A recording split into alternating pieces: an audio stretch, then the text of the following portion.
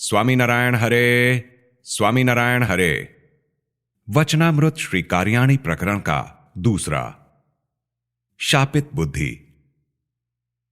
संवत 1877 में आश्विन शुक्ला द्वितीय 9 अक्टूबर 1820 को स्वामी श्री सहजानंद जी महाराज श्री कार्याणी ग्राम स्थित वस्ता खाचर के राजभवन में उत्तरी द्वार के कमरे के बरामदे पर विराजमान थे।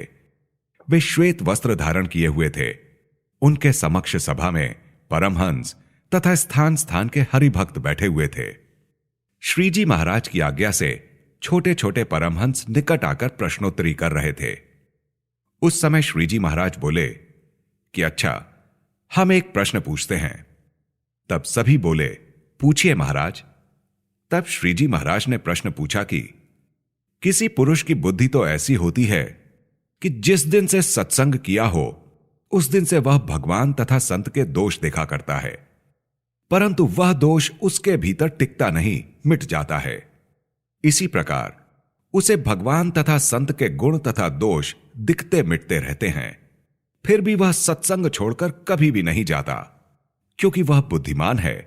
अतः वह मानता है कि ऐसे संत पूरे ब्रह्मांड में कहीं भी नहीं हैं और इन महाराज के सिवा दूसरा कोई भगवान नहीं है। इस समझ के कारण वह सत्संग में अडिग रहता है, जबकि अन्य पुरुष की ऐसी बुद्धि है कि वह संत अथवा भगवान में कभी भी दोष देखता ही नहीं। इन दोनों की बुद्धि तथा दोनों का भगवान संबंधी निश्चय भी एक समान है, किंतु इनमें से एक की प्रवृत्ति दोष देखने की रहती है, जबकि दूसरा पुरुष इससे अलिप्त रहता है। यहां जो अवगुण दोष देखता है उसकी बुद्धि में कौन सा दोष है, यह प्रश्न हम छोटे शिवानंद स्वामी से पूछते हैं। छोटे शिवानंद स्वामी इसका उत्तर देने लगे, किंतु वे यथेष्ट उत्तर ना दे सके। तब भगवदानंद स्वामी ने कहा, उस पुरुष की बुद्धि शापित है। फिर श्रीजी महाराज बोले, ठीक कहते हैं। इस प्रश्न का उत्तर यही है।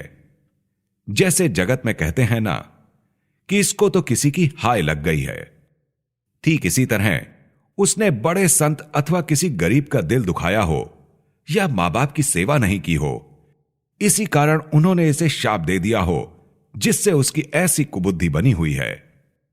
फिर भगवदानंद स्वामी ने पूछा, हे महाराज, इसकी शापित बुद्धि में किस प्रकार सुधार हो सकता है?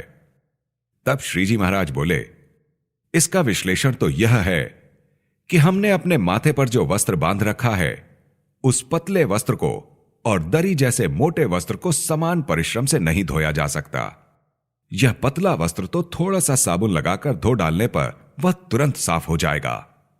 अगर मोटे वस्त्र को धोना हो तो पहले तो उसे पानी में 2-4 दिन तक भिगो कर रखना पड़ेगा। इसके बाद इसे भट्टी पर चढ़ाकर भाप देनी पड़ेगी। फिर साबुन लगाकर धोने से वह साफ हो पाएगा। वैसे ही जिसकी बुद्धि शापित है वह अगर अन्य भक्तों के समान साधना करे तो उसका दोष नहीं मिट पाएगा। उसे अन्य भक्त जिस प्रकार निष्कामी, निस्वादी, निर्लोभी, निस्नेही तथा निर्मानी रहते हैं उनकी तरह ही नहीं रहना चाहिए। उसे तो अन्य निष्कामी रहते हों उससे विशेष रूप से निष्कामी रहना चाहिए। अन्य निर्लोभी रहते हों उससे विशेष रूप से निर्लोभी रहना चाहिए।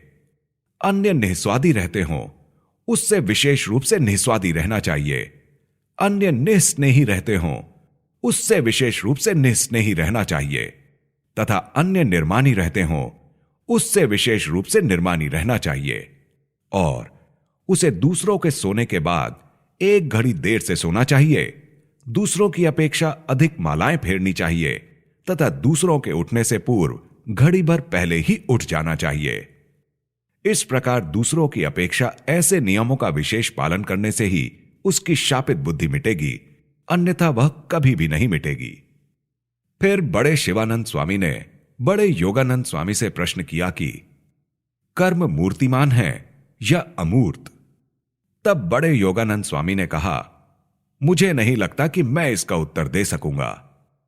तब श्रीजी महाराज बोले, वस्तुतः कर्म तो अमूर्त हैं और इन कर्मों के परिणाम स्वरूप होने वाले शुभाशुभ फल मूर्तिमान होते हैं, और नास्तिक लोग ही कर्मों को मूर्तिमान कहते हैं, वरना यह स्पष्ट है कि कर्म यानी क्रिया कभी भी मूर्तिमान नहीं होती।